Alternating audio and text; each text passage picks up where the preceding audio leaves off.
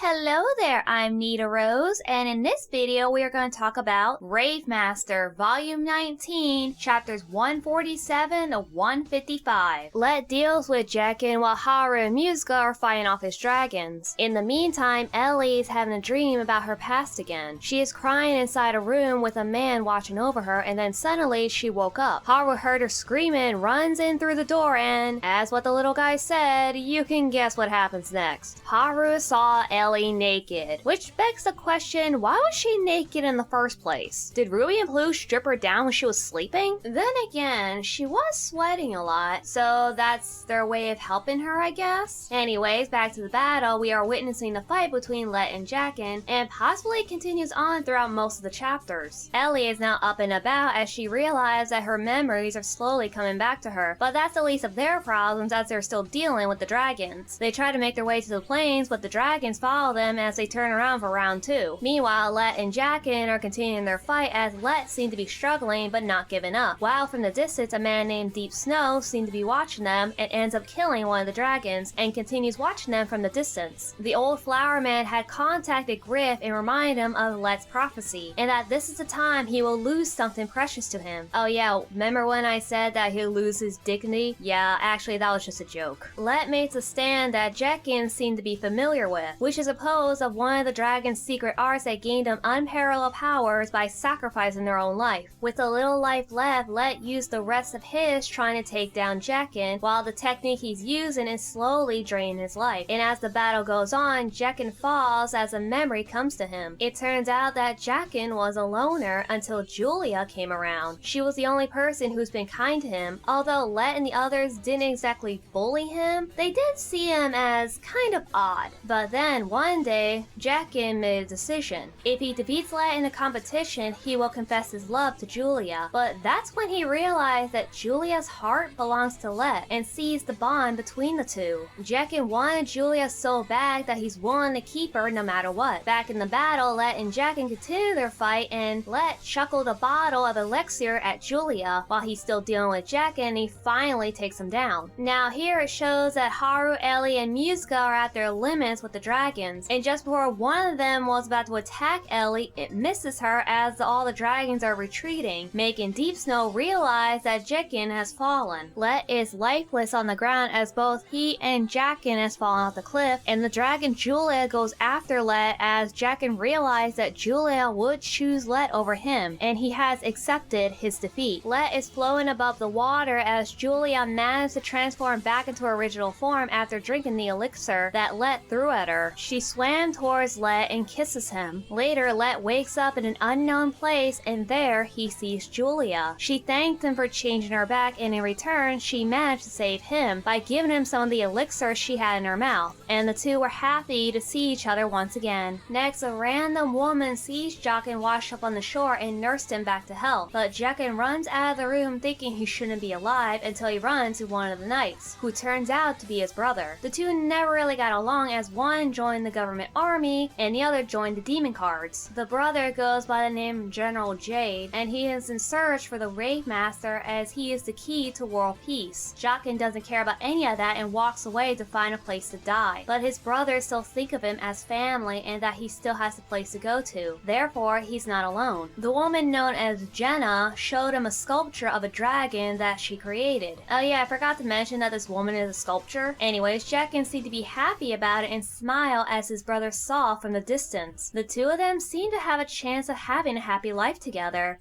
Until...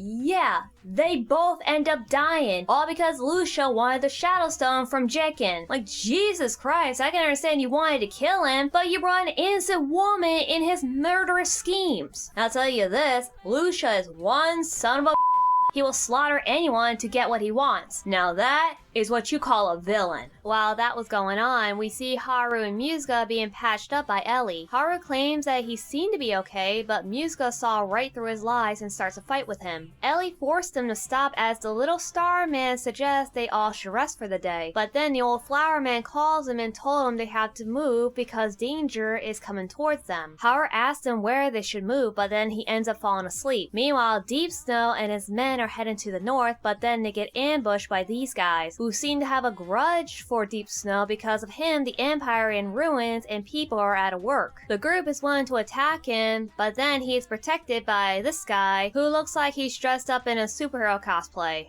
Okay. Anyways, the group gets annihilated by Deep Snow's men, and then later shows Haru and the others on the move until they get captured inside a bunch of cocoons, leaving Haru by himself defenseless since Ellie had his sword earlier. So Haru has to face this guy without his weapon. But how's he gonna do that? Well, he's got his fist and his brain, and that's exactly what he's going to use. He came up with a smart tactic way to bring down this enemy by using a stinky thread and a rock to take down this bug. Now that's using your brain. Haru took down the bug and freed the rest of his crew. They soon learned that the Empire has fallen and that the DC is not the biggest threat. Anyone or anything could be evil. But then superhero cosplay came along and the crew had the same reaction as I did when I first met this guy. At first, Haru and Musuka thought it'd be a pointless fight, but the guy is more serious about the fight than he lets on. Haru and Musuka are having a hard time taking this guy down. Ellie was planning on helping them, but then this giant rock guy came up behind her and then more enemies showed up, and the next thing that happened, Haru and his crew were surrounded as Deep Snow introduced himself as one of the members of the Ration 6, who is also the replacement for Shura. Musuka noticed that they're in a tough situation, and Haru asks them to all hold hands and close their eyes. Musuka thinks that he's insane, but Haru just told him to do it anyway. He blinded the enemies and then retreated, bringing his crew with him. Honestly, this is probably the smartest tactic so far. They all make a run for it as the enemies start gaining up on them. But then there's a man in a hood and it turns out to be Shura, allowing Haru and the others to escape while he handles the enemies. Now this gets us thinking that Shura is willing to help Haru and his friends, but no, he just wants to take down the guy who replaced him in the OS. Everyone keeps telling Haru that they have to run, but he has one last thing to take care of, and that is taking this guy with them. Haru thanks Shura as he and the others took off, leaving Shura to deal with the enemy. He managed to take them down each one at a time until he comes face to face with Deep Snow, leaving us the cliffhanger of this volume. And that wraps up this video. Thank you so much for watching, and don't forget to check out my other parts on TikTok, and don't forget to look me on Discord and X. And I'll see you all next time. Nita Rose out.